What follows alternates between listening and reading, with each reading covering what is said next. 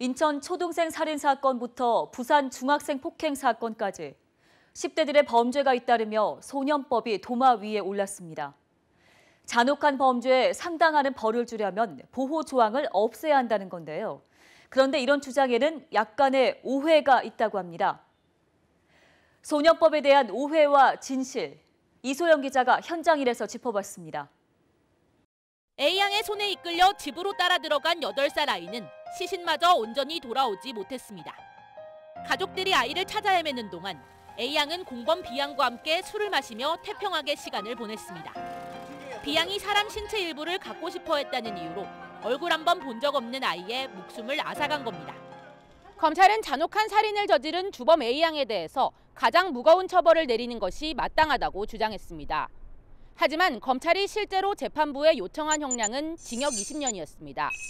17살인 A양에게는 소년법이 적용돼야 하기 때문입니다. 소년법에 따라 19세 미만의 아이들은 범죄를 저질러도 최대 소년원에 보내지는 보호 처분을 받고 전과 기록이 남지 않습니다. 중범죄에도 사형이나 무기징역을 내릴 수 없습니다. 이 조항에 따라 A양이 공범보다 낮은 형을 받은 데 이어 부산, 강릉 폭행 사건이 드러나며 강력한 처벌을 위해 법을 폐지하자는 요구가 빗발쳤습니다. 청와대 홈페이지 소년법 폐지 청원에는 27만 명이 이름을 올렸고 설문조사에서는 90%가 개정이나 폐지를 요구했습니다. 그렇다면 현장의 목소리는 어떨까? 법을 어겨 재판에 넘겨진 청소년을 직접 만나는 소년조사관을 찾아가 봤습니다. 이들은 미디어에 비친 잔혹한 소년 범죄는 극히 일부라고 지적합니다.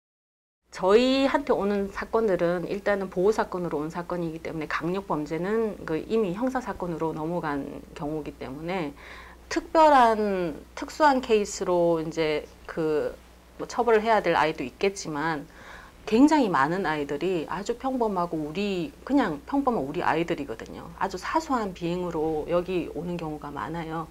그런 아이들을 외면해서는 안 된다고 생각을 해요. 청소년 범죄 중 동기나 죄질이 좋지 않다고 판단돼 형사처분으로 넘겨지는 경우는 47%, 이 중 실형을 받는 경우는 극히 일부분입니다. 이런 상황에서 소년법 폐지는 가벼운 범죄를 저지른 나머지 아이들을 위한 울타리까지 없애는 결과를 낳을 수 있다는 겁니다. 대안으로 나오는 것이 제한 형량을 없애 소년법을 보다 강력하게 개정하자는 요구입니다. 하지만 전문가들은 여기에도 우려를 표합니다. 범죄를 강력하게 처벌하는 것이 범죄 예방 효과에 직접적인 상관관계 없다라는 것은 학계에서는 이미 다 정리된 논이고요. 청소년에게 20년이 어떠한 영향을 미칠 수 있는 건지 이것만 놓고 봐야 되는 거지, 이 친구가 만기 출소를 해도 뭐 30대다 이런 이야기들은 단순한 이제 법 감정, 국민의 감정적인 측면이 상당히 강합니다. 그렇다면 소년법을 이대로 둘 수밖에 없을까? 모든 법이 그러하듯 목적대로 제도가 운용되기 위해서는 투자와 보완이 필요하다는 지적입니다. 부산 폭행 사건 가해자들이 보호관찰 상태에서 또 한 번 범행을 저지른 것이 드러나며 허술한 제도 운용이 도마 위에 올랐습니다.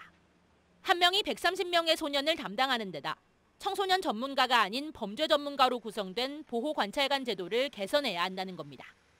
전국 각 지역에 전문가로서 활동하다가 퇴직하신 분이라든가 이런 분들을 이제 명예보호관찰관으로 임명을 해서 보호처분 대상자들하고 연계해서 교류를 갖게 한다든가 해서 소년들이 이제 재범을 하지 않고 정상적인 사회로 돌아와서 이제 활동할 수 있도록. 한 아이를 키우는 데는 한 마을 전체가 필요하다는 말이 있습니다. 손쉬운 처벌로 아이들을 억압하고 격리하려기보다는 올바른 길로 인도하기 위한 투자가 부족했던 것은 아닌지 살펴보는 것이 우선이지 않을까요? 지금까지 현장인이었습니다.